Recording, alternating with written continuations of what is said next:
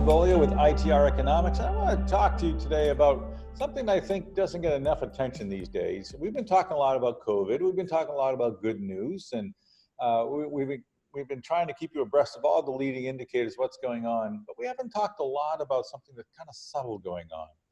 And what's going on is that there's the China-US trade talks that are receiving some attention, but there's not a lot of numbers involved. And I don't want to bore you to death with numbers. That's the last thing I want to do. So let's just talk about some trends and some, what I hope are interesting facts for you as we go forward. If I want to start on what most people would perceive as the negative side, the downer, how things are going wrong, I would tell you that we have a trade imbalance with China in goods and services, and that would set you off feeling bad.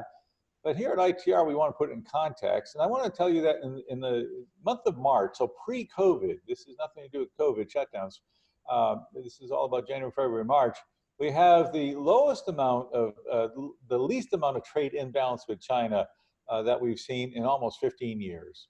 So while there is a trade imbalance, before COVID, it was kind of writing itself in many people's minds. We'll always have a trade imbalance because we're the consuming nation and we're going to buy lots of things from China.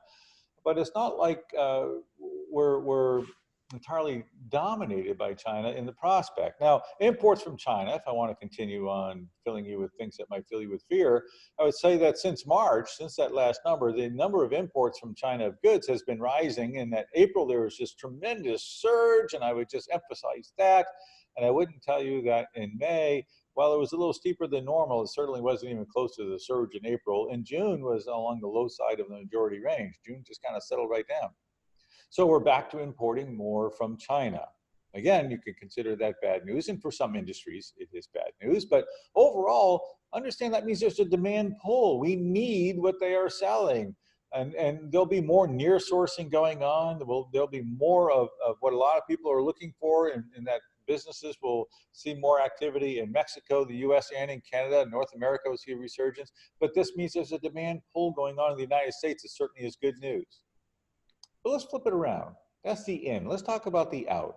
The out is that US exports to the world have established a tentative 112 low in May. I mean, that's really cool. That means that we're beginning to see the world demand more and more US goods. And as we see the May monthly number, it was a 10-year low. It was like the lowest we've seen in exports in 10 years. That's horrible in many people's eyes, and mine too, because we want to sell goods. It's good for American businesses.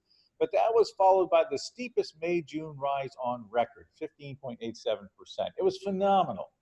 And we're going to see more rise going on in exports, which is good for US businesses of all kinds, everything along the supply chain from manufacturer to exporter and everything in between. Where did the goods go? That's a really good question. I'm glad you asked.